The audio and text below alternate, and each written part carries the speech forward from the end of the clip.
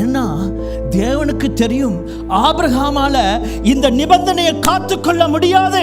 தேவனுக்கு தெரியும் நீயும் நானும் பலவீனன் என்று. தேவனுக்கு தெரியும் நாங்கள் விழுந்து விழுந்து எழும்புகிறவர்கள் என்று. தேவனுக்கு தெரியும் நாங்கள் தப்பு பண்ணுவோம் என்று. தேவனுக்கு தெரியும் நான் உடன்படிக்கையை காத்துக்கொள்ள முடியாது என்று. ஏனென்றால் தேவன் சொல்லுகிறார், அங்கே வேதம் சொல்லுகிறது, மனுஷன் பலவீனன், அவன் மாம்சம் தானே என்று நினைக்கிறேன், அவர் அறிந்திருக்கிறார் என்று சொல்லுகிறது.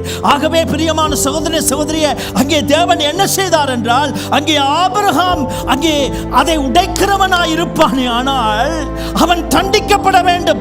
நீயும் நானும் தண்டிக்கப்பட வேண்டும். ஆகவே பிதாவாகிய தேவன் அதனூடாய் நடந்து அதன் பின்பதாக ஆபிரகாமின் பின்பு 2000 வருஷங்களுக்கு பின்பதாக கல்வாரி சிலுவையிலே அந்த உடன்படிக்கையை நிறைவேற்றி தீர்த்தார். ஆமென். அதுதான் இந்த வார்த்தையின் சிறப்பாய் இருக்கிறது. Every time we sin, God, Jesus has been split open. ஒவ்வொரு முறையும் நான் பாவம் செய்கிற வேளையிலே, நான் தப்பு செய்கிற வேளையிலே, தேவனுடைய உள்ளத்தை உடைக்கிற வேளையிலே நான் தண்டிக்கப்படுவதில்லை. கல்வாரி சிலுவையிலே இயேசு தண்டிக்கப்பட்டார் once and for all.